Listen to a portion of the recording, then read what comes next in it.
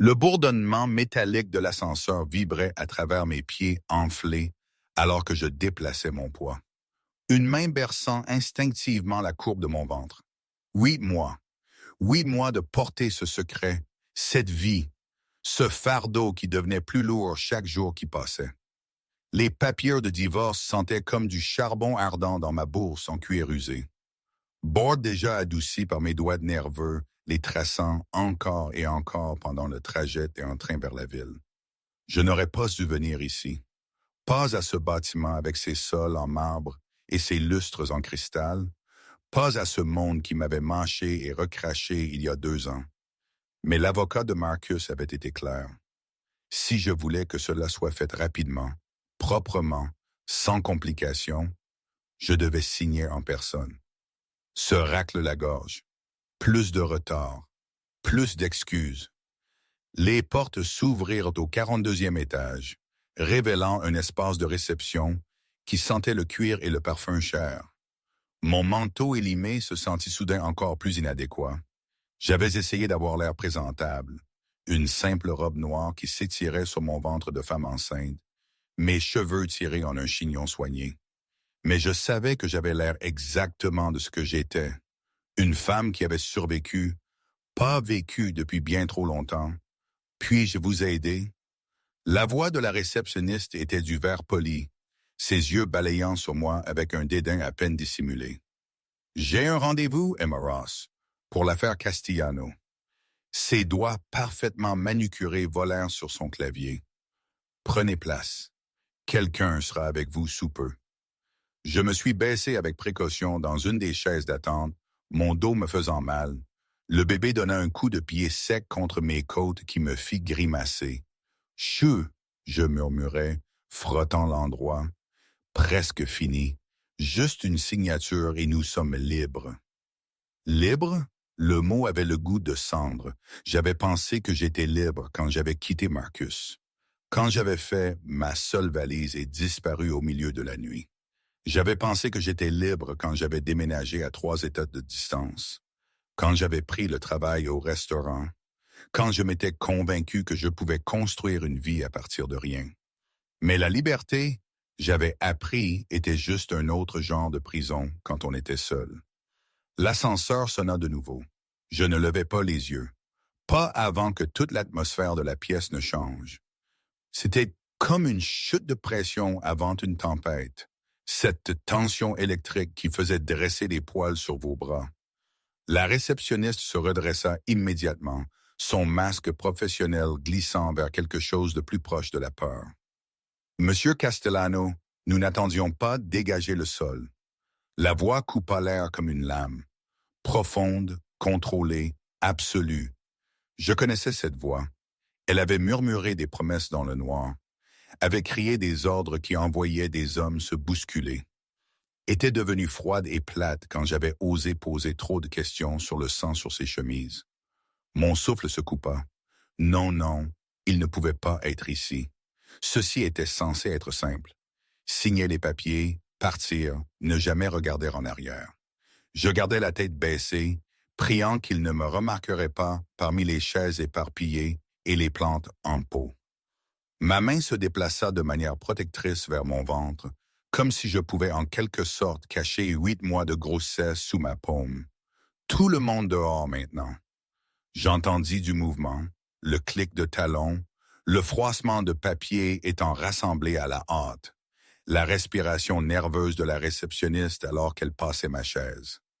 En 30 secondes, l'étage était vide, sauf pour le détail de sécurité que je pouvais sentir plus que voir, positionné à des points stratégiques comme des pièces d'échecs, et lui.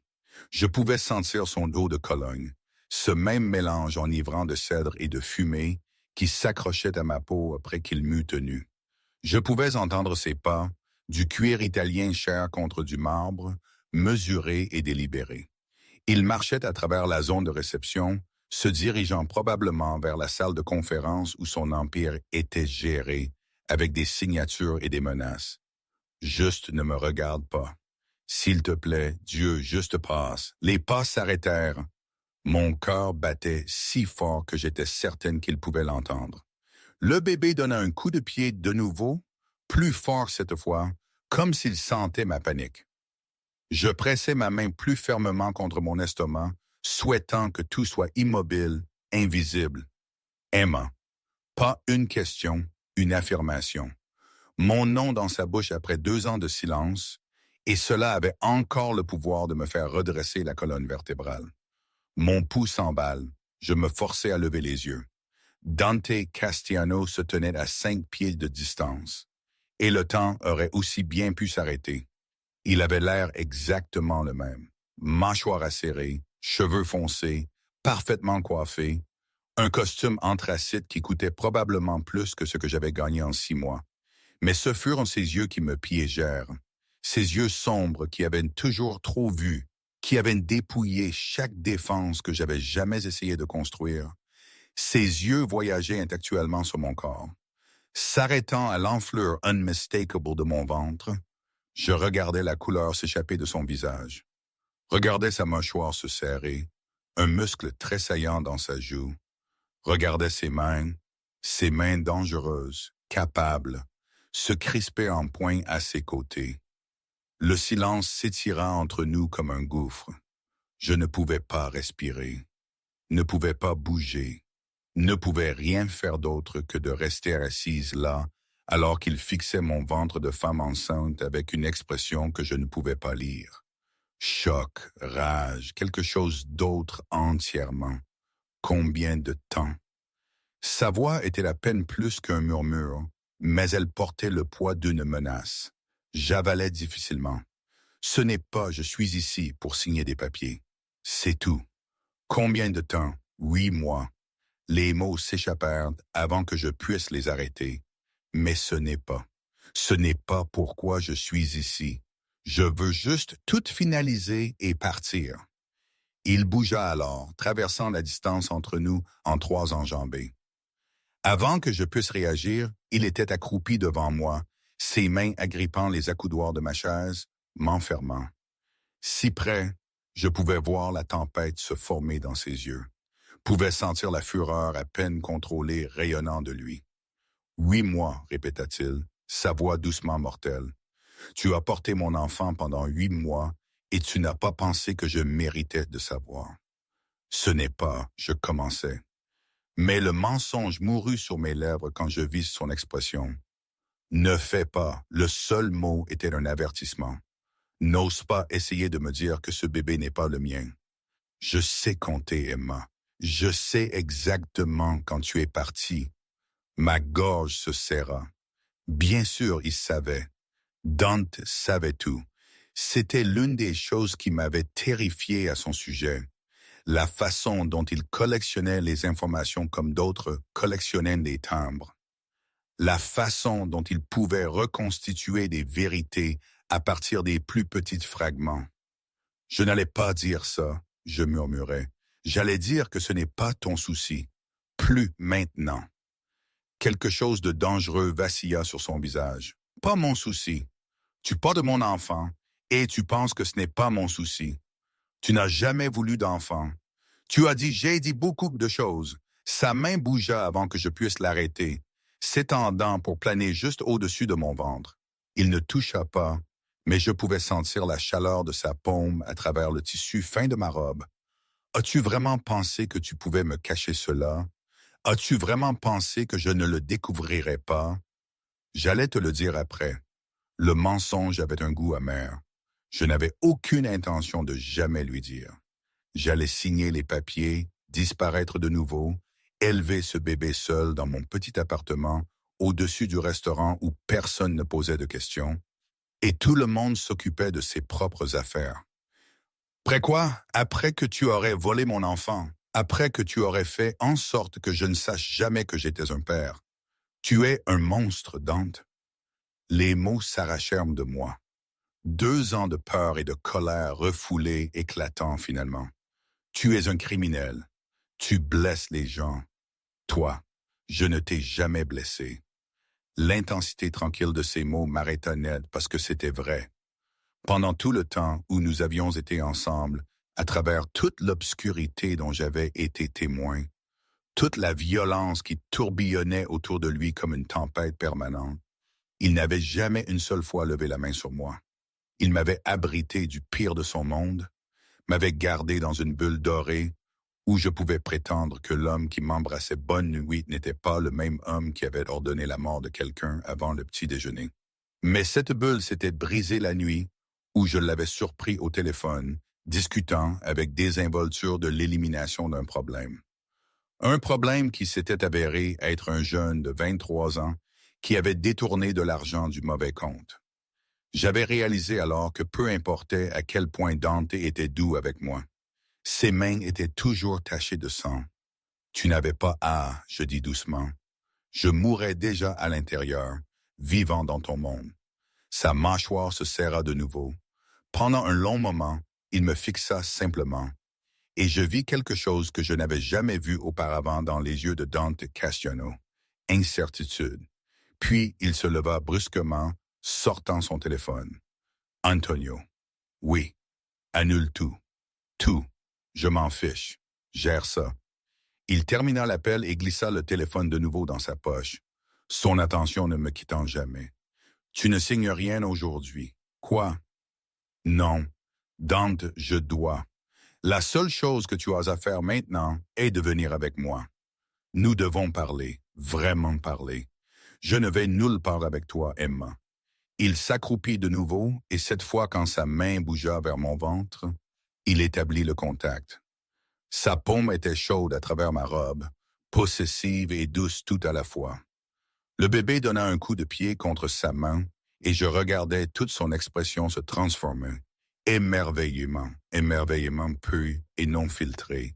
S'il te plaît, donne-moi juste 1 heure. Si tu veux toujours signer ces papiers après que nous ayons parlé, je ne t'arrêterai pas. J'aurais dû dire non. Aurais dû me lever, partir, me protéger moi-même et mon bébé du pôle magnétique de cet homme dangereux. Mais il y avait quelque chose dans sa voix, quelque chose de vulnérable sous toute cette puissance contrôlée qui me fit hésiter. 1 heure, je m'entendis dire, et ensuite je pars. Il se leva m'offrant sa main. Je la fixai pendant un long moment. Cette main qui avait tenu des armes, qui avait signé des ordres de mort, qui avait autrefois tracé ma peau comme si j'étais quelque chose de précieux et de cassable. Je la pris. Ses doigts se refermèrent autour des miens, et je sentis le tremblement qui le traversa quand je luttais pour me lever, alourdi par la grossesse et l'épuisement. Il glissa son autre bras autour de ma taille, me soutenant avec une douceur qui se sentait comme un couteau à la poitrine. « Quand as-tu mangé pour la dernière fois ?» demanda-t-il, étudiant mon visage avec une intensité qui me donnait envie de détourner le regard. « Ce matin, je vais bien. Tu es pâle et tu as perdu du poids partout, sauf il désigna mon ventre. As-tu pris soin de toi? Aussi bien que je peux avec un salaire de serveuse. » Les mots sortirent plus acérés que je n'avais voulu, mais ils eurent l'effet désiré. Son expression s'assombrit, et je vis la culpabilité traverser ses traits. Bien, il devrait se sentir coupable. Il était la raison pour laquelle j'avais survécu avec des nouilles ramen et la nourriture gratuite du restaurant. La raison pour laquelle j'avais travaillé des doubles quart jusqu'à ce que mes pieds soient si enflés que je pouvais à peine marcher. « Cela se termine maintenant, » dit-il doucement. « Tu ne peux pas, Emma. » Il se tourna pour me faire face entièrement, sa main toujours à ma taille, son autre main s'élevant pour prendre ma joue. Le geste était si familier qu'il fit mal. Je sais que je n'ai pas à faire de demande. Je sais que je n'ai aucun droit à quoi que ce soit après ce que tu as traversé en vivant dans mon monde, mais c'est mon bébé, notre bébé, et je ne te permettrai pas de lutter. Tu ne me contrôles plus. Je ne t'ai jamais contrôlé. Je t'aimais. Son pouce effleura ma pommette. Je toujours, l'ascenseur sonna. Nous nous sommes tous deux tournés pour voir un de ces hommes sortir, les yeux soigneusement détournés de la scène intime. Monsieur Castellano, la voiture est prête et j'ai contacté le Dr. Morrison. Elle est en attente au penthouse? Bien. La main de Dante se serra fractionnellement sur ma taille. Allons-y. Attends quoi? Je ne vais pas à ton penthouse. Et qui est le Dr. Morrison? Mon médecin personnel. Tu es enceinte de 8 mois, Emma. Tu as besoin d'être examinée. S'assurer que tout est... Il s'arrêta et je vis la peur traverser son visage. Peur réelle. S'assurer que toi et le bébé êtes en bonne santé. L'instinct protecteur dans sa voix défie quelque chose en moi. C'était le Dante dont j'étais tombée amoureuse avant d'avoir appris ce qu'il était vraiment. L'homme qui m'avait apporté de la soupe quand j'étais malade, qui avait écouté mes histoires divagantes sur rien, qui m'avait fait sentir que j'étais le centre de son univers. Mais cet homme était une illusion. Le vrai Dante était celui qui dirigeait un empire construit sur la peur et la violence, n'est-ce pas? 1 heure, répétait-je, ma voix à peine stable. Et j'ai le droit de décider si je vois le médecin. C'est juste. Il me guida vers l'ascenseur, sa main ne quittant jamais ma taille. Alors que nous entrions et que les portes se fermaient, nous seyant dans ce petit espace ensemble, je saisis notre reflet dans le métal poli. Nous avions l'air d'étrangers. Et pourtant, la façon dont son corps se courbait vers le mien, protecteur et possessif, racontait une histoire entièrement différente. L'ascenseur commença sa descente, et je me demandais si j'avais juste fait la plus grande erreur de ma vie, ou si peut-être, juste peut-être, j'avais fait le seul choix que je pouvais. La voiture était exactement ce que j'avais attendu. Une Mercedes noire avec des fenêtres si foncées que je ne pouvais pas voir à l'intérieur avant que la porte ne s'ouvre. L'intérieur sentait le cuir et cette eau de Cologne qui hantait mes rêves. Et quand la main de Dante pressa contre le bas de mon dos, me guidant dans le siège, je sentis comme si j'entrais dans un souvenir que j'avais essayé désespérément d'enterrer. Il se glissa à côté de moi, maintenant une distance prudente qui se sentait en quelque sorte plus intime que le toucher. Le chauffeur, un homme que je ne reconnaissais pas, bien que sa posture criait l'entraînement militaire, s'inséra en douceur dans la circulation sans un mot. Une autre voiture nous suivit derrière. Sécurité. Toujours la sécurité. Tu as peur? Dante observa doucement. Je me tournai pour le regarder, le trouvant me regardant avec ce focus troublant qu'il avait toujours eu. Bien sûr, j'ai peur. Je suis dans une voiture avec un homme que j'ai fui pendant 2 ans. Tu ne fuyais jamais moi, Emma. Tu fuyais ce que je suis. La distinction se sentait insignifiante. Mais je n'ai pas argumenté. Au lieu de cela, je regardais par la fenêtre, regardant la ville floutée devant. Nous nous dirigions vers le haut de la ville, vers les tours scintillantes, où des gens comme Dante vivaient dans les nuages, loin au-dessus des problèmes des gens ordinaires. « Pourquoi es-tu venu aujourd'hui ?» il demanda. « Au bureau, je veux dire. Mon avocat aurait pu envoyer des papiers pour que tu signes à distance. Il a dit que ce serait plus rapide de ses innovations, qu'il y avait des complications à le faire par courrier. Il a menti. » La voix de Dante se durcit. Marcus a traîné pendant des mois. Je ne savais pas pourquoi jusqu'à maintenant. Je me tournai brusquement. De quoi parles-tu? Marcus a dit que c'était toi qui retardais les choses. Marcus travaille pour moi, Emma, pas toi. Il sortit son téléphone, faisant défiler quelque chose avec des mouvements rapides et en colère. Il t'a donné des excuses tout en me rapportant que tu avais complètement disparu, qu'il ne pouvait pas te trouver pour te signifier des papiers. La réalisation me frappa comme de l'eau froide. Tu as su où j'étais tout ce temps. Depuis 3 semaines après ton départ. Il ne me regarda pas, toujours concentré sur son téléphone. Tu penses que je ne bougerai pas ciel et terre pour trouver ma femme quand elle a disparu au milieu de la nuit? Ex-femme, presque ex-femme. Femme? Il corrigea, sa voix tombant à ce registre dangereux qui me rendait les genoux faibles. Les papiers ne sont pas signés.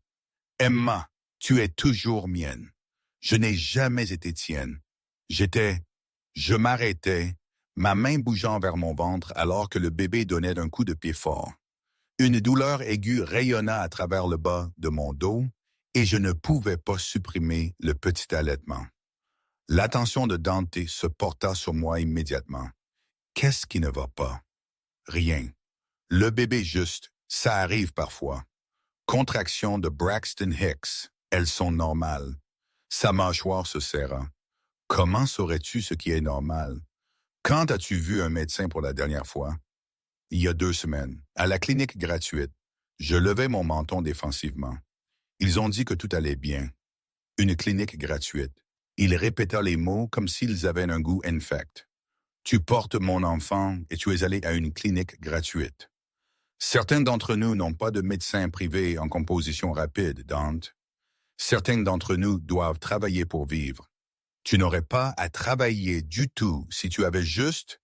Il s'arrêta, passant une main dans ses cheveux dans un geste de frustration que je me souvenais trop bien. Où as-tu séjourné? Ce ne sont pas tes affaires, Emma. Non. Je me tournai pour lui faire face entièrement, la colère l'emportant finalement sur ma peur. Tu n'as pas à faire ça. Tu n'as pas à intervenir maintenant et agir comme si tu te souciais. Où étais-tu quand je vomissais chaque matin pendant 4 mois? Où étais-tu quand je devais choisir entre payer le loyer et acheter des vitamines prénatales? Où étais-tu quand j'étais si fatigué que je pouvais à peine me tenir debout, mais je devais travailler un double quart parce que le restaurant manquait de personnel? Je te cherchais. Sa voix s'éleva, puis retomba immédiatement à ce ton contrôlé. Mais je pouvais voir la fureur brûler dans ses yeux. Chaque jour, Emma, chaque ressource que j'avais était dédiée à te trouver, à m'assurer que tu étais en sécurité. As-tu la moindre idée de ce que cela m'a fait? Ne sachant pas où tu étais, ne sachant pas si tu étais blessé ou malade, où il s'arrêta, sa main se serrant à un poing sur sa cuisse. Je pensais que tu pouvais être morte. Il y avait des nuits où j'étais certain que tu étais morte. La douleur brute dans sa voix me prit au dépourvu. Je n'avais jamais considéré ce que ma disparition aurait pu lui faire. Dans mon esprit, Dante était invincible, intouchable. L'idée qu'il avait souffert semblait impossible. « Alors pourquoi n'as-tu pas juste finalisé le divorce? » demandai-je doucement. « Si tu savais où j'étais, tu aurais pu le forcer à travers. Parce que je ne suis pas prêt à te laisser partir. » L'aveu resta suspendu dans l'air entre nous. Dehors, la ville continuait son rythme sans fin, mais à l'intérieur de la voiture, le temps sembla s'arrêter. Je le fixais, l'homme que j'avais autrefois aimé avec un désespoir qui me terrifiait. Et je vis quelque chose dans son expression qui me serra la poitrine. Désir ardent, regret. Et sous tout cela, cette même faim possessive qui m'avait à la fois excité et effrayé. Dante, nous sommes ici. La voiture s'était arrêtée devant un bâtiment. Je reconnus l'une des adresses les plus exclusives de la ville. Le portier ouvrait déjà ma porte et Dante était dehors et autour de mon côté avant que je puisse protester, offrant sa main de nouveau. Je ne la pris pas cette fois. Je réussis à m'extraire de la voiture par moi-même.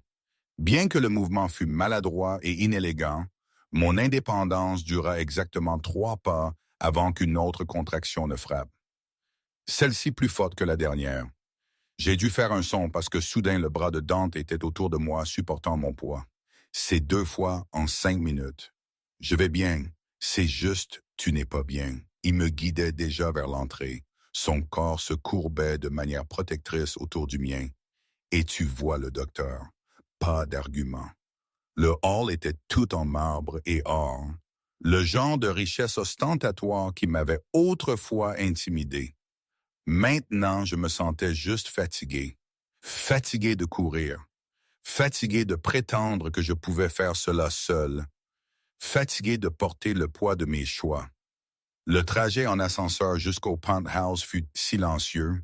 Dante garda son bras autour de moi, son autre main reposant légèrement sur mon ventre, et j'étais trop épuisé pour le repousser.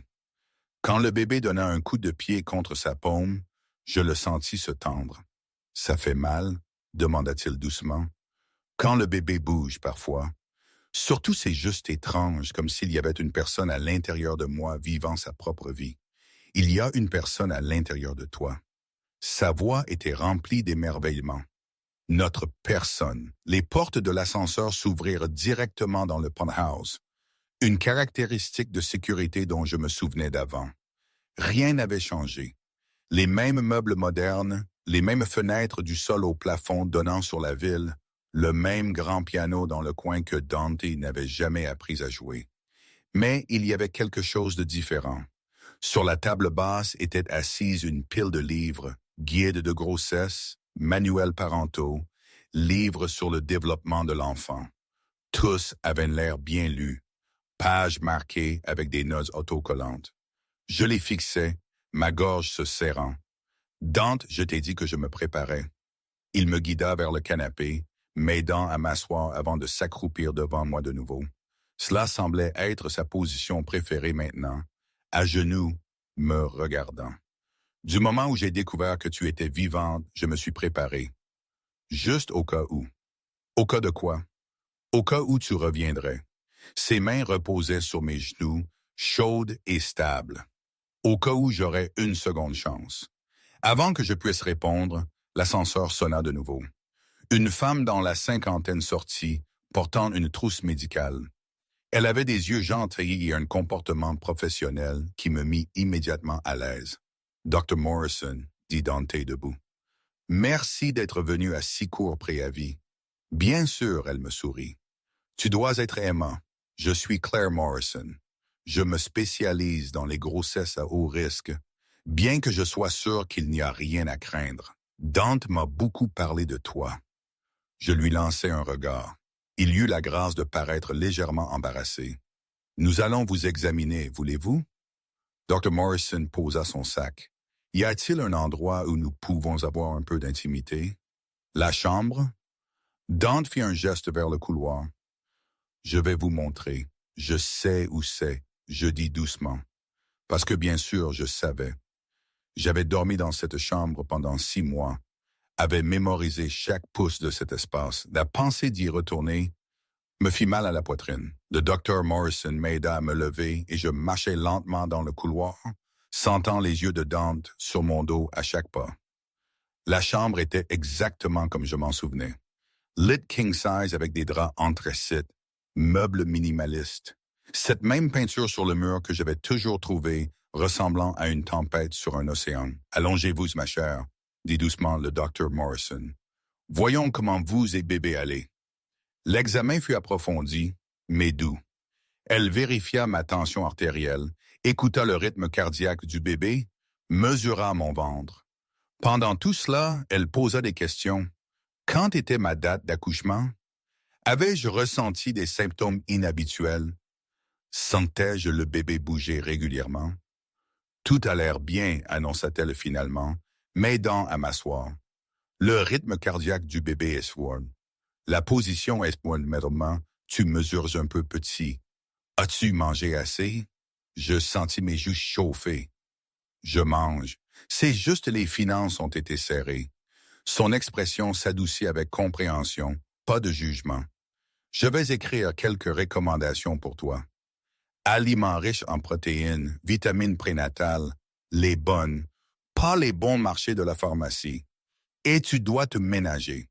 Travailler debout toute la journée n'est pas bon pour toi ou le bébé, surtout si tard dans la grossesse. Je n'ai pas le choix, je dois travailler. En fait, la voix de Dante vint de l'embrasure de la porte. Tu ne dois pas. Je me tournai pour le trouver appuyé contre le cadre, les bras croisés. Depuis combien de temps était-il là? Je vous ai dit d'attendre dans le salon, dit doucement le Dr. Morrison. C'est mon penthouse et mon enfant. Il se détacha du cadre, entrant dans la pièce. Qu'avez-vous trouvé? Dr. Morrison me regarda pour permission. Je hochai la tête, trop fatigué pour me battre. Mère et bébé sont en bonne santé, mais Emma est sous trop de stress. Elle a besoin de repos, d'une bonne nutrition et de quelqu'un pour s'assurer qu'elle n'en fait pas trop. Elle rangea son équipement. J'aimerais vous voir chaque semaine à partir de maintenant, Emma, juste pour surveiller les choses à mesure que nous nous rapprochons de votre date d'accouchement. Je ne peux pas me permettre. C'est géré. Dante interrompit. Envoyez les factures et moi, Claire. Bien sûr. Dr. Morrison me sourit de nouveau. Je vais me laisser sortir. Emma, prenez soin de vous et appelez-moi immédiatement si vous avez des inquiétudes n'importe quand, jour ou nuit. Elle me tendit sa carte. Après qu'elle soit partie, le silence remplit la pièce. Dante se tenait près de la fenêtre, rétroéclairée par le soleil de l'après-midi, et je pouvais voir la tension dans ses épaules. « Tu ne retournes pas à ce restaurant, dit-il finalement. Tu ne peux pas me dire quoi faire, je ne te dis pas. Je demande, il se tourna pour me faire face. S'il te plaît, Emma, reste ici. Laisse-moi prendre soin de toi, laisse-moi. Sa voix se brisa légèrement. Laisse-moi être là pour notre enfant, même si tu ne peux pas me pardonner, même si tu veux toujours le divorce après la naissance du bébé. Laisse-moi juste faire ça. Je voulais dire non. Voulais maintenir mon indépendance, ma liberté durement gagnée de son monde. Mais j'étais si fatigué. Fatigué de lutter. Fatigué d'avoir peur. Fatigué de prétendre que j'avais tout sous contrôle quand je tenais à peine. Juste jusqu'à la naissance du bébé, je m'entendis dire. Et nous avons besoin de règles. N'importe quoi. Chambres séparées. Tu ne prends pas de décision concernant le bébé sans me consulter. Et si je veux partir, tu me laisses partir. Pas de tour, passe de trac. Non, je te laisserai partir si c'est ce que tu veux vraiment. Il s'approcha, s'arrêtant juste hors de portée. Mais je vais me battre comme un diable pour te convaincre de rester. L'intensité dans ses yeux me coupa le souffle. C'était dangereux. Être ici dans son espace, le laisser revenir dans ma vie, même temporairement, c'était comme se tenir au bord d'une falaise. Mais quel choix avais-je? Le bébé donna un coup de pied de nouveau, comme s'il votait, et je pressai ma main sur l'endroit. D'accord, je murmurai, mais juste jusqu'à ce que le reste de ma phrase soit coupé par une douleur aiguë et brûlante qui me déchira l'abdomen. Pas une contraction de Braxton Hicks, quelque chose d'autre, quelque chose de mal. J'haletais, me pliant en deux, et Dante fut là instantanément, ses mains sur moi, sa voix aiguë de panique. « Emma, qu'est-ce que c'est qui ne va pas? Quelque chose. » La douleur s'intensifia et je sentis de l'humidité entre mes jambes.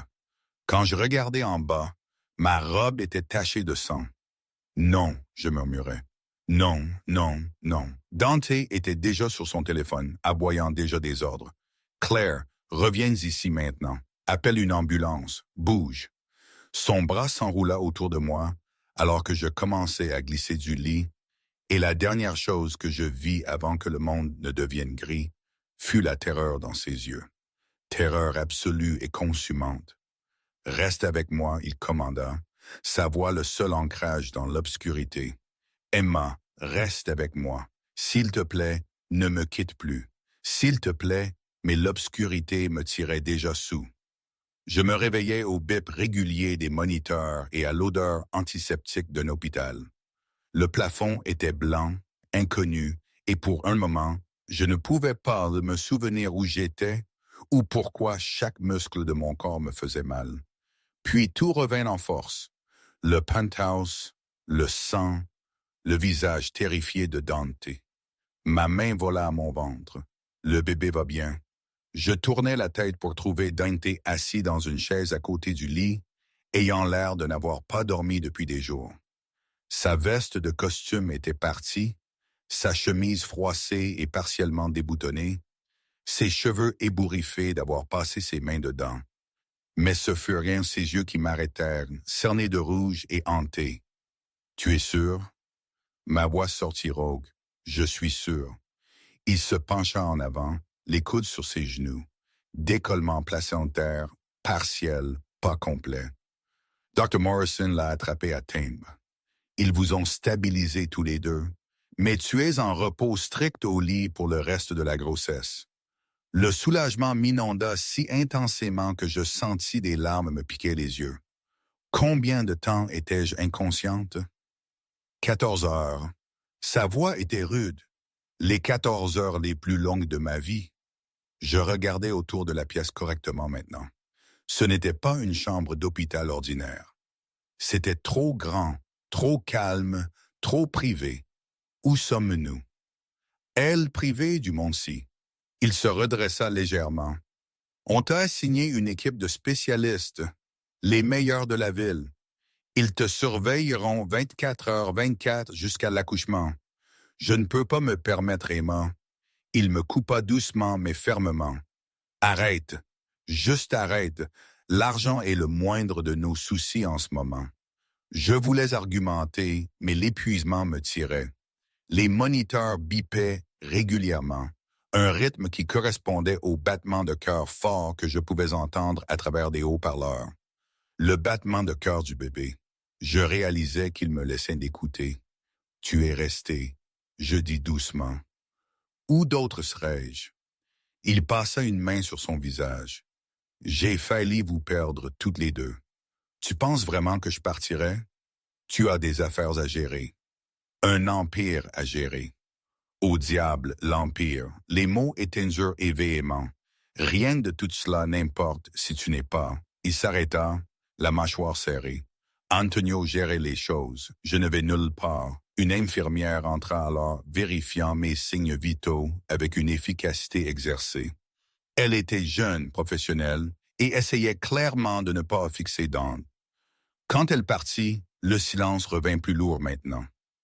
Tu devrais rentrer à la maison, dis-je. Dors un peu. Je vais bien maintenant. Tu t'es effondré dans mes bras, saignant. Tu ne vas pas bien. Le médecin dit... Bon. Le médecin a dit que tu t'es épuisé au travail, que tu es mal nourri, que le stress sous lequel tu as été aurait pu vous tuer tous les deux. Sa voix tremblait d'une colère à peine contrôlée. Alors non, Emma, tu ne vas pas bien et je ne pars pas. Je fermais les yeux, trop fatigué pour me battre. J'ai fait ce que je devais faire.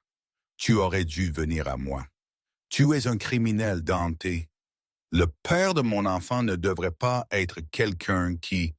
Je m'arrêtais, consciente que même les chambres d'hôpital pouvaient avoir des oreilles. Quelqu'un qui tue des gens, dirige des opérations illégales. Il se leva brusquement, arpentant jusqu'à la fenêtre. Tu penses que je ne sais pas ce que je suis? Tu penses que je ne vis pas avec cela tous les jours?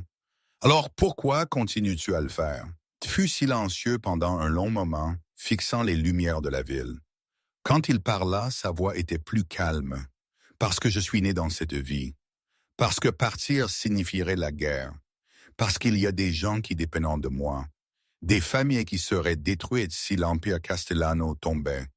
Il se tourna de nouveau vers moi. Mais rien de tout cela n'importe maintenant. Ce qui importe est de vous garder, toi et notre bébé, en sécurité. En sécurité de quoi? De toi. Les mots restèrent suspendus entre nous comme une lame. Je le vis tressaillir, vis la douleur traverser son visage. Si c'est ce qu'il faut, dit-il finalement. Si tu as besoin que je m'en aille après la naissance du bébé, si tu as besoin que je sois rien de plus qu'un nom sur un certificat de naissance et un chèque mensuel, je le ferai. Mais en ce moment, tu as besoin de moi. Que tu veuilles l'admettre ou non, il avait raison. Et je le détestais. Je détestais être allongé dans ce lit d'hôpital, dépendante de lui. Détestais que mon corps m'ait trahi, que je ne pouvais même pas me garder moi-même et mon bébé en sécurité seul. Je voulais le faire seul, je murmurais. Je voulais prouver que je pouvais. Pourquoi? Il retourna à la chaise, s'asseyant lourdement. Pourquoi était-il si important de lutter quand tu n'avais pas à? Parce qu'accepter de l'aide de toi signifiait accepter ce que tu es signifiait être complice de... Je m'arrêtais secouant la tête. Je suis parti parce que je ne pouvais pas vivre avec moi-même, sachant d'où venait l'argent, sachant que chaque belle chose que j'avais était payée par la souffrance de quelqu'un d'autre. C'est ce que tu penses? Sa voix était aiguë. Que je suis un monstre qui blesse des innocents pour le profit. Ne l'es-tu pas?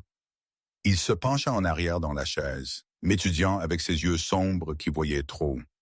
Ma famille est dans cette affaire depuis 4 générations. Nous contrôlons les ports, les syndicats, certains intérêts commerciaux qui existent dans des zones grises de la loi. Oui, j'ai blessé des gens. Oui, j'ai fait des choses qui t'horrifieraient. Mais j'ai des règles, Emma. Des lignes que je ne traverse pas. Comme quoi? Tu ne tues pas les dimanches? Comme je ne fais pas de trafic de drogue. Comme je ne touche pas au trafic d'êtres humains. Comme je ne blesse jamais les femmes ou les enfants. Sa voix était dure. Les hommes que j'ai éliminés, et oui, j'utiliserai ce mot puisque tu sembles vouloir l'honnêteté, étaient des hommes qui ont enfreint ces règles. Des hommes qui priaient sur les vulnérables. Des hommes qui auraient fait bien pire s'ils laissaient sans contrôle. Cela ne le rend pas juste. Non, il l'accepta doucement. Ça ne le fait pas, mais ça le rend nécessaire. Le monde dans lequel j'opère ne fonctionne pas avec des lois et de la moralité, Emma. Il fonctionne avec le pouvoir et la peur. Et si ce n'est pas moi qui détiens ce pouvoir, quelqu'un de pire prendra ma place. Je voulais argumenter pour lui dire que c'était juste de la justification. Mais j'étais trop fatigué. Et une partie de moi, Pamine, la partie qui l'avait aimé, comprit ce qu'il disait. Je ne te demande pas de pardonner ce que je fais, il continua. Je ne te demande même pas de le comprendre, mais je te demande de me laisser prendre soin de toi et de notre enfant. Peux-tu faire ça juste pour l'instant?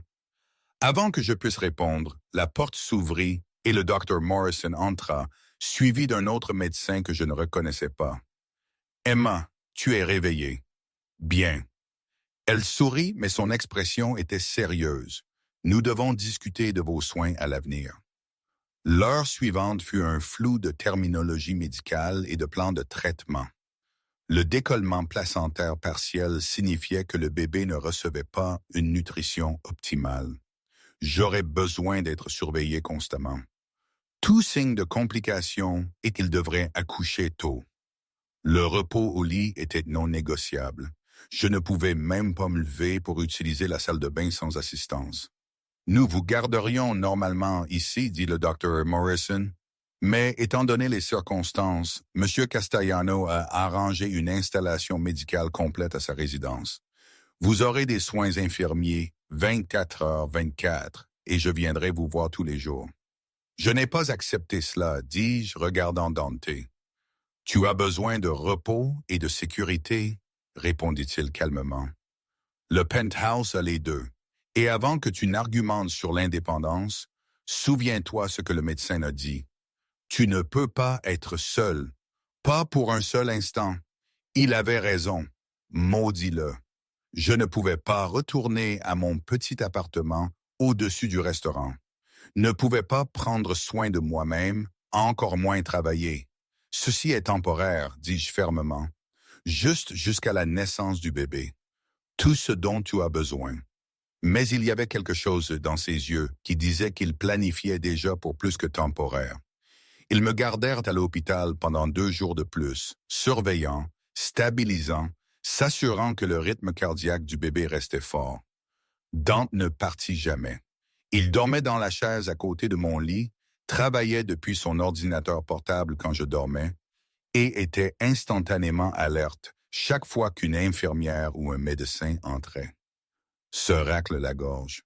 Au 3e matin, ils me donnèrent le feu vert pour la sortie. Un fauteuil roulant apparut et Dante était là m'aidant à y monter avec une douceur qui me faisait mal à la poitrine. « Je peux marcher », je protestais. « Ordre du médecin.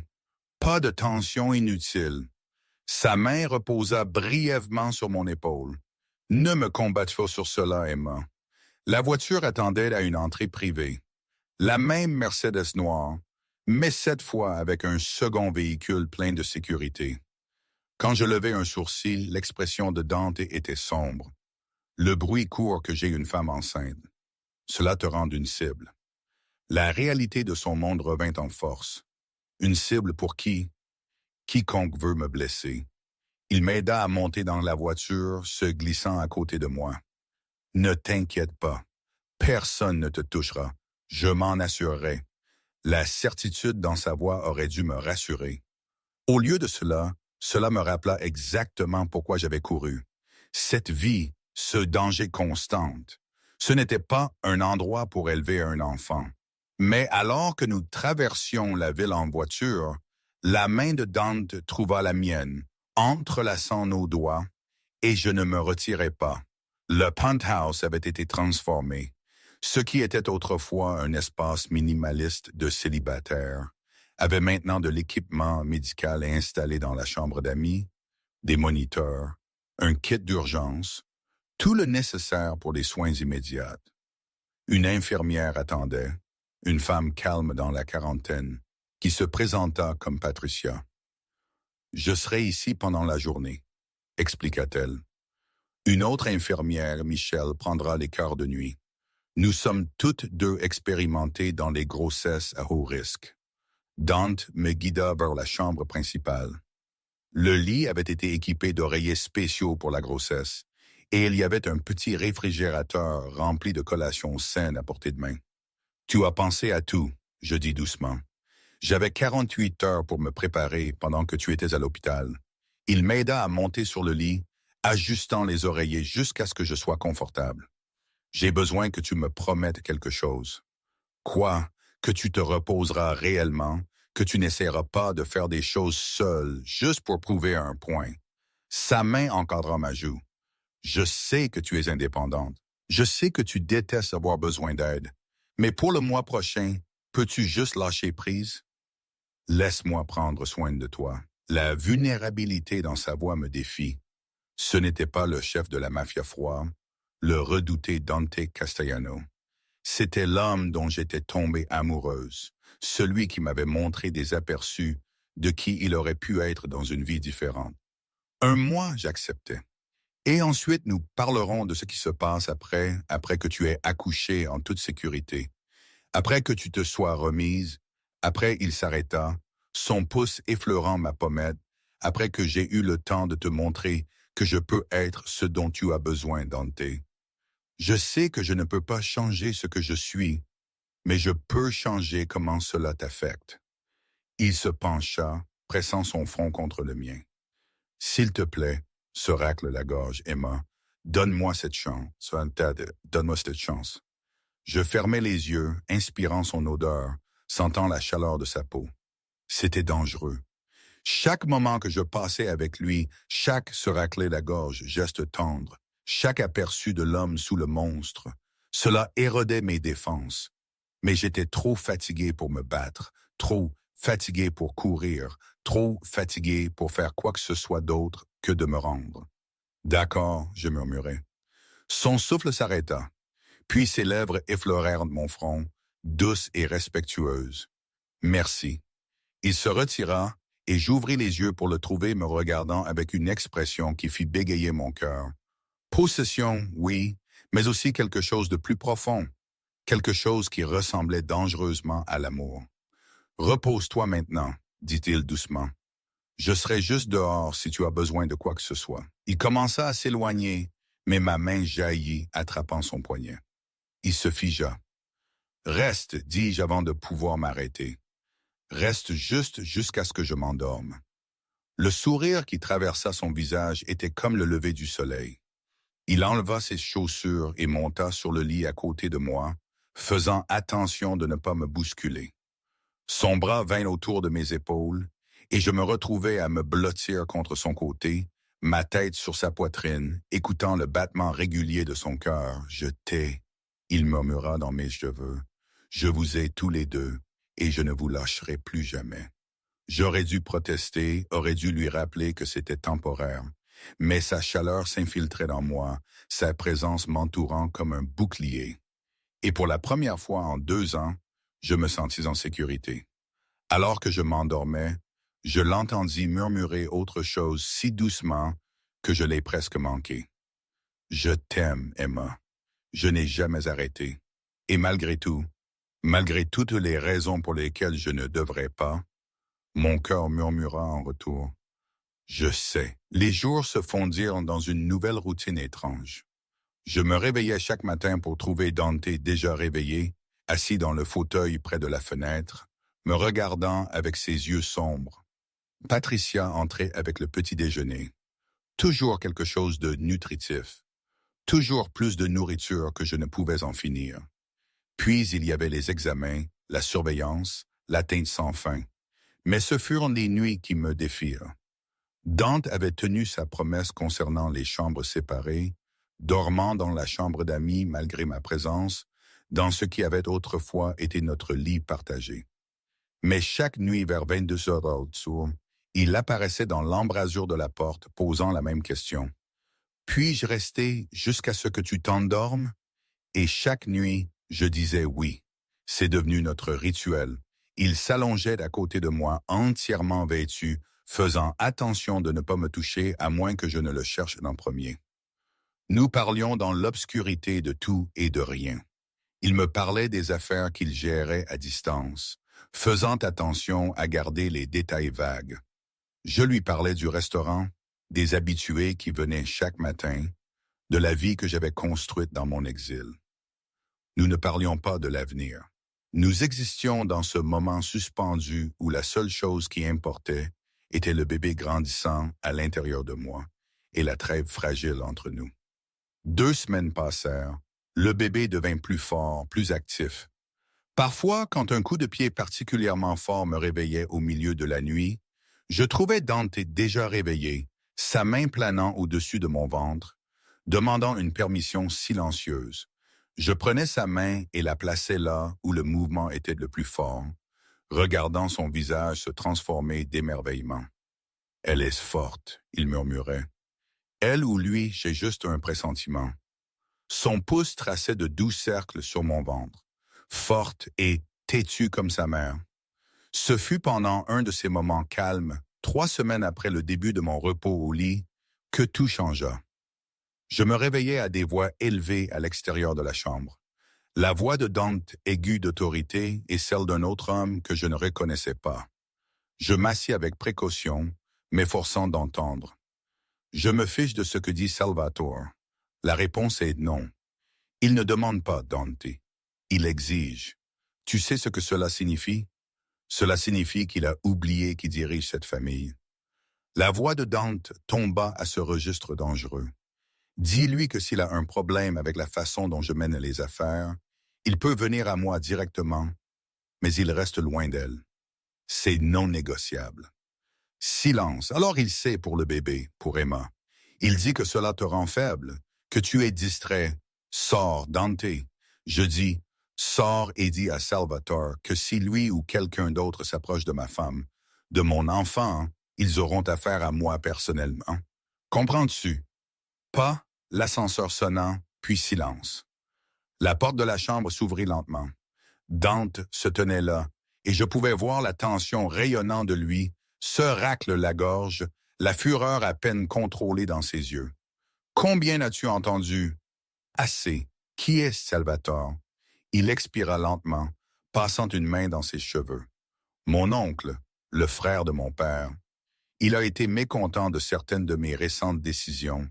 Décisions comme prendre du temps loin des affaires pour prendre soin de moi. Décisions comme refuser d'étendre dans des territoires qui exigeraient des méthodes que je ne suis pas prêt à utiliser. Il entra dans la pièce, s'asseyant sur le bord du lit. Il pense que je suis devenu mou, qu'avoir une famille me rend vulnérable, n'est-ce pas? Demandai-je doucement. Tu viens de dire que je suis une cible. Le bébé est une cible. Comment cela n'est-il pas une faiblesse? Ce n'est pas une faiblesse. C'est une ligne dans le sable. Sa main trouva la mienne. Avant toi, je n'avais rien à perdre. Cela me rendait imprudent, dangereux de manière que même moi je ne comprenais pas entièrement. Mais maintenant, il serra mes doigts doucement. Maintenant, j'ai tout à perdre. Cela ne me rend pas faible. Cela me rend létal. Parce qu'il n'y a rien que je ne ferai pas pour vous protéger tous les deux. La certitude dans sa voix envoya un frisson le long de ma colonne vertébrale. C'était l'homme que les gens craignaient, celui qui contrôlait un empire par la force et la volonté. Mais c'était aussi l'homme qui m'apportait de l'eau au milieu de la nuit, qui lisait des livres sur la grossesse avec des notes autocollantes marquant des passages importants, qui parlait à mon ventre quand il pensait que je dormais. J'ai peur, j'admis. Passe de toi, de ce monde dans lequel tu vis, d'élever un enfant entouré de dangers. Je sais. Il se rapprocha, sa main libre se déplaçant pour reposer sur mon ventre. J'ai pensé à cela, à ce qui vient après. Après la naissance du bébé, après que tu te sois remise, il prit une respiration. Je veux que nous partions. Je le fixais. Partir? Que veux-tu dire? Quitter la ville, quitter cette vie. Au moins les parties visibles d'elle. Ces mots vinrent plus vite maintenant, comme s'il les avait retenus trop longtemps. J'ai arrangé les choses. Antonio peut gérer les opérations quotidiennes. Je peux gérer le reste à distance. Nous pourrions aller quelque part de calme, quelque part de sûr, élever notre enfant loin de « il fit un geste vague ». Tout cela. Tu fais ça, juste partir pour n'importe quoi pour toi.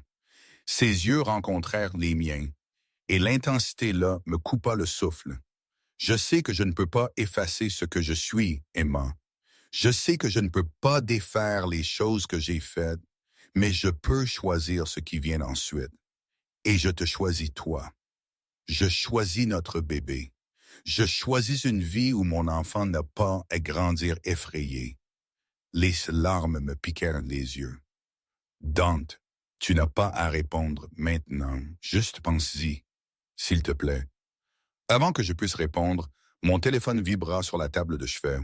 Je recevais rarement des appels maintenant. Ma vieille vie s'était estompée dans la mémoire et je n'avais plus personne qui me contacterait. Alors quand je vis le numéro, mon estomac chuta. Le restaurant. Bonjour Emma, c'est Gary. La voix de mon ancien patron était serrée d'inquiétude. Écoute, je ne veux pas t'alarmer, mais il y avait des hommes ici aujourd'hui qui posaient des questions sur toi. Mon sang se glaça. Quel genre d'homme? Le genre qui rend les gens nerveux. Ils voulaient savoir où tu vivais, quand tu avais travaillé la dernière fois, si tu avais mentionné quoi que ce soit sur où tu allais. Il marqua une pause. Emma, dans quel genre de problème es-tu? Dante était déjà debout, son expression sombre. Il tendit sa main pour le téléphone et je le lui donnai sans question. C'est Dante Castiano qui est venu à votre établissement. Sa voix était pure autorité. Je le regardais écouter, sa mâchoire se serrant plus fort à chaque seconde qui passait. Description. Je vois. Non, vous avez fait la bonne chose en appelant. S'ils reviennent, vous contactez ce numéro immédiatement. Il débita un numéro de téléphone et Gary, merci de veiller sur elle. Il termina l'appel immédiatement, composant un autre numéro. Antonio, nous avons un problème. Quelqu'un fouine autour de l'ancien lieu de travail d'Emma. Je ne sais pas encore. Mettez-moi des yeux sur le restaurant et traquez tous ceux qui ont posé des questions sur ma femme le mois dernier. Il marqua une pause. Non, pas style Salvatore, c'est autre chose. Il raccrocha et se tourna de nouveau vers moi, et je vis quelque chose sur son visage qui me terrifia. Pas de colère, de la peur. Qu'est-ce qui se passe? Demandai-je. Je ne sais pas encore, mais nous allons le découvrir. Il sortit un autre téléphone. J'avais appris qu'il en gardait plusieurs et fit une série d'appels rapides, chacun court et sec. En quelques minutes, il avait mobilisé ce qui ressemblait à un appareil de sécurité entier. Quand il s'assit finalement de nouveau, sa main alla immédiatement à mon ventre, comme pour se rassurer que nous étions toujours là, toujours en sécurité. « J'ai besoin que tu me dises tout, » dit-il doucement. « Tout le monde à qui tu as parlé après ton départ, chaque endroit où tu as séjourné, chaque personne qui aurait pu savoir que tu étais enceinte. Pourquoi? Qu'est-ce que cela importe? Parce que quelqu'un te cherche, quelqu'un qui n'est pas moi, qui n'est pas mon organisation. Son pouce traça des cercles apaisants sur mon ventre, un contraste avec la tension dans sa voix. Et j'ai besoin de savoir qui et pourquoi avant qu'il ne s'approche davantage. Le bébé donna un coup de pied fort, comme s'il répondait au stress. Je pris une inspiration tremblante et commençai à parler. Je lui parlais de la gare routière où j'avais acheté un billet en espèces, du motel où j'étais resté pendant 2 semaines, travaillant au noir dans une laverie automatique, du restaurant où j'avais finalement décroché un emploi stable, de la clinique gratuite où j'avais confirmé la grossesse. As-tu utilisé ton vrai nom quelque part? Seulement à la clinique. Ils avaient besoin d'une pièce d'identité pour les dossiers médicaux. Son expression s'assombrit. La clinique. Comment s'appelait-elle? Service de santé des femmes sur Maple Street. Pourquoi? Il était déjà au téléphone de nouveau. J'ai besoin de tout ce que tu peux trouver sur les services de santé des femmes. Emplacement Maple Street, dossier patient, personnel, images de sécurité, toutes les 8 derniers pas. Se racle la gorge. Je me fiche si c'est légal. Fais-le. Il raccrocha et me regarda. Les cliniques gratuites vendent parfois des informations sur les patients, surtout les dossiers de grossesse. Pourquoi quelqu'un voudrait? Je m'arrêtai, la compréhension naissant. Le bébé, confirma-t-il sombrement. Un héritier de la fortune Castellano, un levier contre moi, une cible pour quiconque veut me blesser ou forcer ma main. La pièce se sentit soudain trop petite, l'air trop mince. Oh Dieu, Dante, et si? Non, il encadra mon visage dans ses mains, me forçant à le regarder. Personne ne te touche. Personne ne touche notre bébé. Tu me comprends? Je brûlerai cette ville entière avant de laisser quoi que ce soit arriver à l'un de vous deux. La férocité dans sa voix aurait dû me faire peur. Au lieu de cela, cela manquera, parce que je savais qu'il pensait chaque mot. Nous aurions dû partir déjà, je murmurais. Nous aurions dû. Nous le ferons. Dès que tu seras autorisé à voyager, son front pressé contre le mien. 2 semaines de plus, dit le docteur Morrison. 2 semaines de plus de surveillance et ensuite nous pouvons partir. J'ai déjà un endroit arrangé, distant, sécurisé, quelque part où personne ne nous trouvera. Qu'en est-il de ton oncle? Qu'en est-il de je m'en fiche? Les mots étaient féroces, absolus. Qu'ils se battent pour les miettes de l'Empire, qu'ils se déchirent s'ils le veulent. Tout ce qui importe est toi et notre bébé. Un coup à la porte nous interrompit. Antonio entra, son visage sombre. Nous avons un problème. Les hommes qui posaient des questions au restaurant. Nous avons une identification. Ils sont russes, l'équipage de Volkov. Dante devint très immobile. Dimitri Voulov le même. Le bruit court qu'il cherche à étendre son territoire. Pense que prendre ta famille lui donnerait un levier dans les négociations. La température dans la pièce sembla chuter de 10 degrés. Dante se leva lentement et je vis la transformation se produire en temps réel. Le gentleman qui m'avait tenu devint quelqu'un d'autre. Quelqu'un de froid, létal, terrifiant, double la sécurité. Personne n'entre ni ne sort sans autorisation. Et arrange-moi une réunion avec Vulov. Dante, Antonio commença. Arrange-moi la réunion ce soir si possible. Sa voix était de la glace pure. Il veut négocier. Négocions. Antonio hocha la tête et partit. Dante se tourna de nouveau vers moi et je le vis se forcer visiblement à s'adoucir pour repousser l'obscurité dont j'avais été témoin. Je dois gérer ça, dit-il doucement. Mais je laisse 6 hommes à l'extérieur de cette pièce. Patricia est ici. Tu seras en sécurité. Tu vas le rencontrer? L'homme qui m'a chassé? Je vais lui faire comprendre que tu es hors limite, que ce bébé est hors limite. Il se pencha, pressant d'un baiser sur mon front. Je vais m'assurer qu'il ne pensera plus jamais à toi. Dante, j'attrapais sa main. Sois prudent, s'il te plaît. Quelque chose s'adoucit dans ses yeux. Toujours.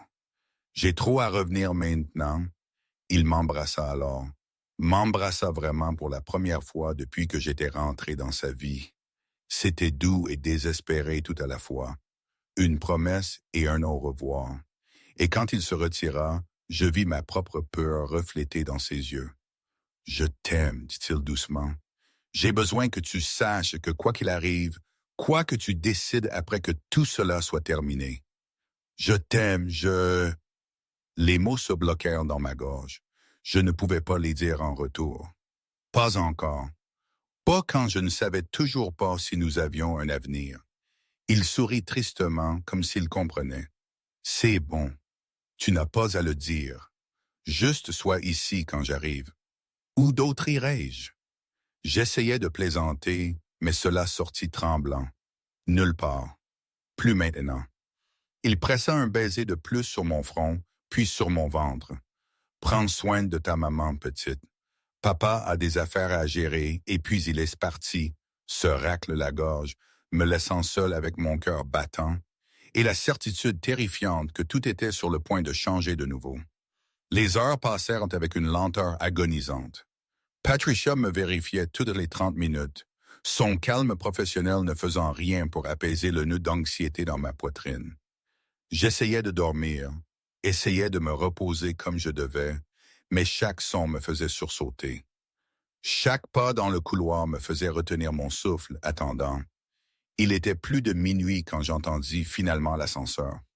Je m'assis aussi soigneusement que je pus, mon cœur battant. La porte du penthouse s'ouvrit et j'entendis des voix basses. Dante et Antonio discutant de quelque chose que je ne pouvais pas distinguer. Puis Dante apparut dans l'embrasure de la porte. Il avait l'air épuisé, sa cravate desserrée, sa veste partie, mais il était entier, indemne. Le soulagement qui m'inonda fut si intense que je me sentis étourdi. « Hey, dit-il doucement, venant s'asseoir sur le bord du lit. Tu devrais dormir. Tu penses que je pourrais dormir ne sachant pas si tu étais? » Je m'arrêtai, secouant la tête. Qu'est-il arrivé? C'est géré. Sa main trouva la mienne, serrant doucement. Volkov ne sera plus un problème. Qu'est-ce que cela signifie, Dante? As-tu? Je lui ai fait une offre qu'il ne pouvait pas refuser. Un fantôme de sourire traversa son visage. Il s'avère qu'il n'était pas réellement intéressé par toi ou le bébé. Il était intéressé par les porcs. Quelqu'un lui avait dit que j'étais distrait, vulnérable, que ce serait le moment parfait pour faire un mouvement. Quelqu'un? Tu veux dire ton oncle, Salvatore? Le nom sortit comme une malédiction. Il a joué des deux côtés, essayant de me forcer à partir en me faisant paraître faible. La grossesse était censée être la preuve que j'avais perdu mon avantage. Alors, qu'as-tu fait? J'ai donné les porcs à Volkov. Il le dit calmement, comme s'il discutait du temps. Pas tous, juste assez pour le rendre heureux et pour qu'il soit clair que je ne suis plus intéressé par les disputes territoriales. En échange, il se retire complètement. Aucun intérêt pour ma famille. Aucun mouvement contre mes opérations restantes. Je le fixais. Tu viens de donner une partie de ton empire. J'ai donné un morceau de quelque chose que je ne veux plus. Son autre main bougea vers mon ventre, s'étendant de manière protectrice sur notre bébé. Ce que je veux, c'est ceci. Toi, notre enfant. Une vie qui n'implique pas de regarder par-dessus mon épaule chaque seconde, me demandant qui va faire un mouvement ensuite. Et ton oncle, son expression se durcit. Salvatore a fait son choix. Il a pris le parti d'un étranger contre la famille. Il y a des conséquences pour cela. La froide finalité dans sa voix me dit tout ce que j'avais besoin de savoir. J'aurais dû être horrifié. Une partie de moi l'était, mais une autre partie, la partie qui avait senti les coupes de pied de notre bébé, qui avait presque tout perdu dans cet hôpital, compris. Dans le monde de Dante, la trahison n'était pas pardonnée, c'était éliminé. C'est fait, dit-il doucement, lisant mon expression. Tout cela, Volkov a son territoire. Salvatore n'est plus un facteur et Antonio prend le relais des opérations restantes. Je suis dehors, Emma. Vraiment dehors, juste comme ça. Juste comme ça. Il se pencha, pressant son front contre le mien.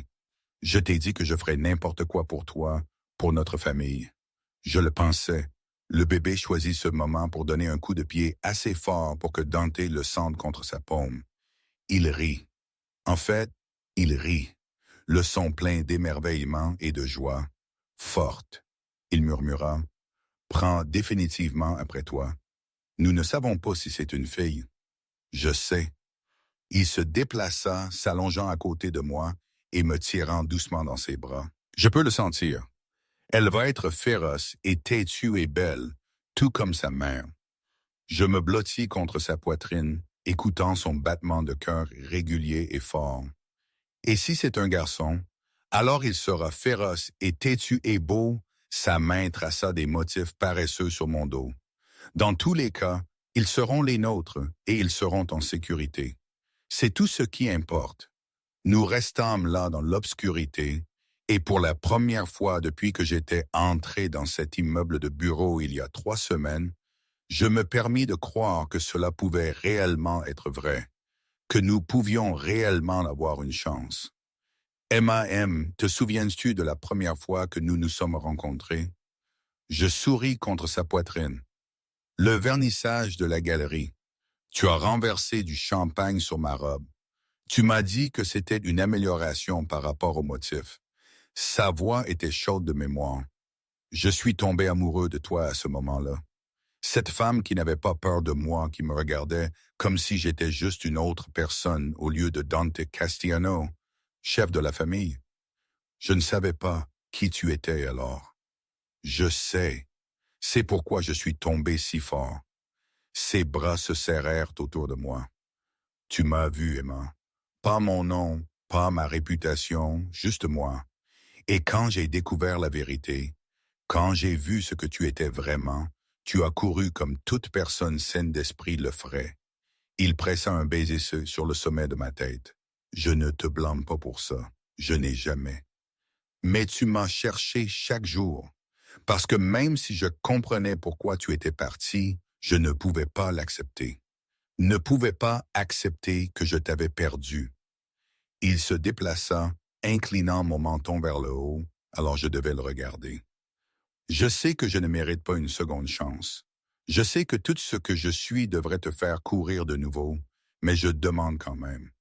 Reste avec moi, Emma. Pas juste jusqu'à la naissance du bébé. Pas juste pour les apparences. Reste avec moi parce que tu le veux.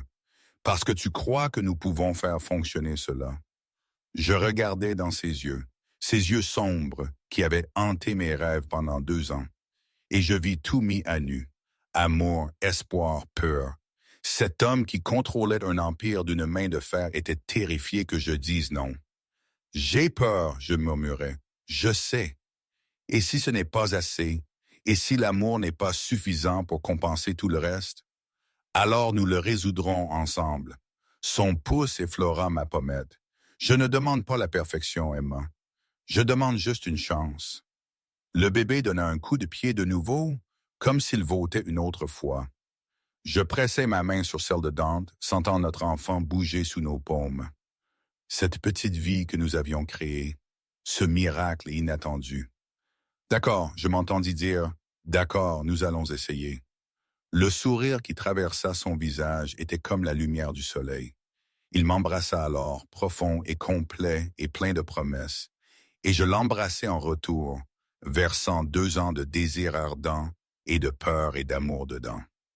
Quand nous nous sommes finalement séparés, nous respirions tous les deux difficilement.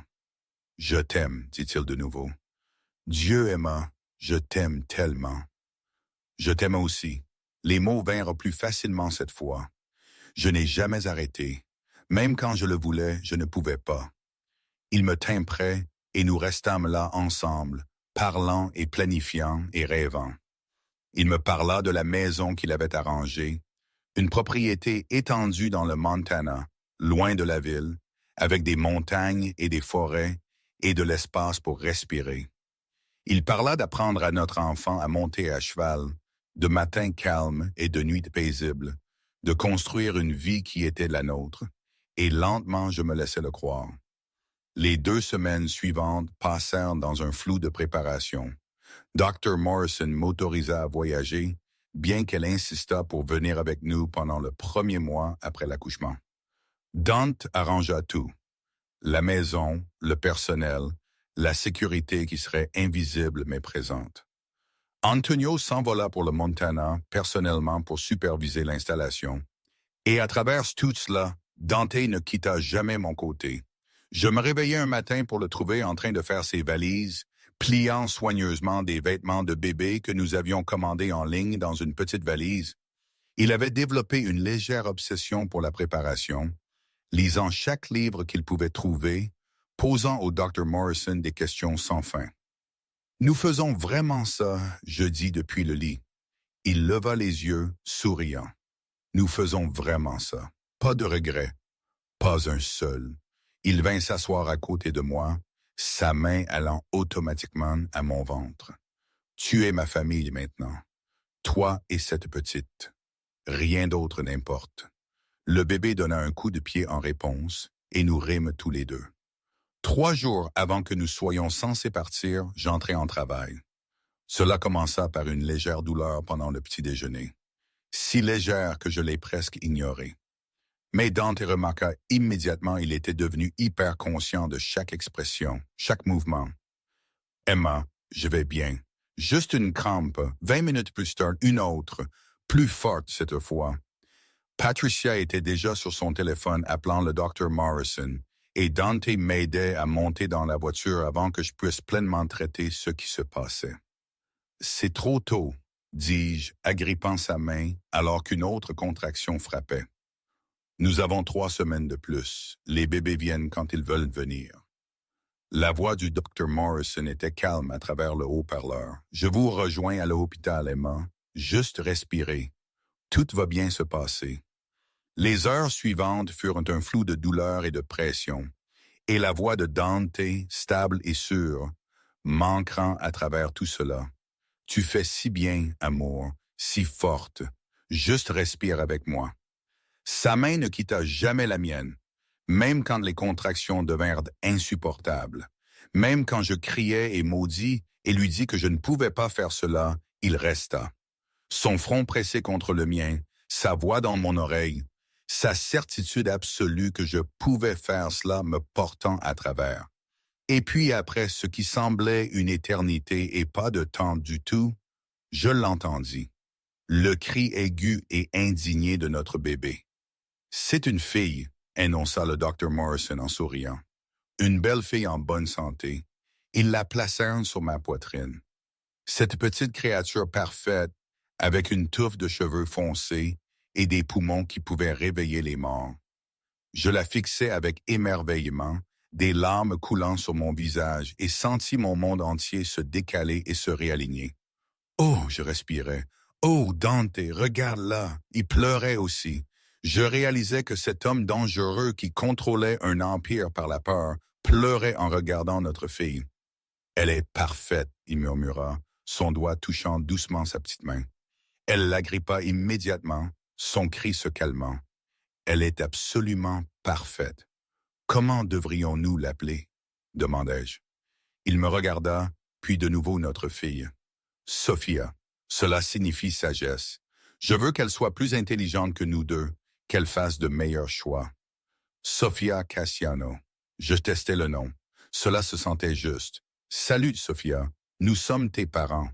Nous allons probablement gâcher ça parfois, mais nous t'aimons déjà tellement. Elle cligna des yeux vers moi avec des yeux sombres, les yeux de Dante, et je tombais complètement, irrévocablement amoureuse. Nous partîmes pour le Montana quand Sophia avait une semaine. L'avion privé était aménagé avec tout ce dont nous pouvions éventuellement avoir besoin, et le docteur Morrison vint avec nous, comme promis. Patricia aussi, parce que je m'étais attaché à sa présence constante. Quand nous atterrîmes et conduisîmes à la maison, j'aperçus ma première vue de notre nouvelle vie. C'était beau. Une maison de ranch étendue avec des vues sur des montagnes enneigées, entourée de forêts et de ciel, lointaine paisible sûre. Qu'en penses-tu? Dante demanda nerveusement alors que nous nous arrêtions. Sophia dormait dans mes bras, son petit visage paisible. Je regardais la maison, la vie nous attendant, et puis Dante. Je pense que c'est parfait. Il sourit. Ce sourire plein et sincère dont j'étais tombée amoureuse. Bienvenue à la maison, Emma. Maison. Le mot se déposa sur moi comme une couverture chaude. À l'intérieur de la maison se trouvait tout ce que nous avions planifié. Une chambre d'enfant peinte en jaune doux, une chambre principale avec vue sur la montagne, une cuisine construite pour des dîners de famille. C'était si loin du penthouse de ce monde de marbre et de danger. Cette nuit-là, après que Sophia eut été nourrie et changée et dormait dans son berceau à côté de notre lit, Dante et moi nous tenions à la fenêtre, regardant les étoiles. « Tu le manques ?» demandai-je doucement. « Le pouvoir, le contrôle, tout cela ?» Non. Il passa ses bras autour de moi par derrière, faisant attention à mon corps encore en guérison. Je ne manque rien de tout cela. Ceci, toi, Sophia, cette vie. Ceci est tout ce que je n'ai jamais su que j'avais besoin. Je me penchai contre lui, me laissant me détendre complètement pour la première fois en 2 ans. Je t'aime, Dante. Je t'aime aussi. Il pressa un baiser sur ma tempe. Merci pourquoi, pour être revenu, pour me donner une autre chance pour notre fille. Ses bras se serrèrent légèrement. Pour croire cela, Je me tournai dans ses bras, le regardant. Tu n'as pas changé qui tu es. Tu as juste choisi ce qui importe plus, et ce qui importe est cette famille. Il encadra mon visage doucement. Tu es ma rédemption, Emma. Toi et Sophia. Tout ce qui est bon dans ma vie commence avec toi. Je l'embrassai alors, doux et sucré et plein de promesses. Quand nous nous séparâmes, nous vérifiâmes Sophia ensemble, ce petit miracle, dormant paisiblement, inconsciente que son existence avait tout changé. La main de Dante trouva la mienne alors que nous nous tenions au-dessus de son berceau. « Nous allons lui donner tout », il murmura. « Amour, sécurité, un choix sur qui elle veut être. Elle n'aura jamais à vivre dans l'ombre. Non, j'acceptais. Elle vivra dans la lumière. Et alors que je me tenais là avec l'homme que j'aimais et la fille que nous avions créée, regardant les montagnes baignées de clair de lune, je compris finalement ce que signifiait vraiment la liberté. Ce n'était pas s'enfuir, ce n'était pas être seul, c'était choisir qui tu voulais être malgré d'où tu venais. C'était construire quelque chose de nouveau des cendres du passé. C'était aimer quelqu'un complètement, défaut et tout, et être aimé de la même manière en retour. Nous avions tous deux été prisonniers une fois, moi à ma peur, lui à son héritage. Mais ici, dans cette maison sous ces étoiles, avec notre fille respirant doucement entre nous, nous étions finalement libres. « Viens au lit », dit doucement Dante, sa main chaude dans la mienne. Et je l'ai fait. Pas parce que je devais, pas parce que j'avais peur d'être seul, mais parce que je le voulais. Parce que c'était mon choix, ma vie, ma famille. Notre histoire n'avait pas commencé parfaitement. Elle avait été désordonnée et compliquée et pleine de douleur. Mais alors que je me blottissais dans les bras de Dante avec le berceau de Sophia à portée de main et la nuit du Montana calme autour de nous, je savais que la fin, notre fin, allait être exactement ce dont nous avions besoin. Pas parfait, pas facile, mais la nôtre. Et c'était assez.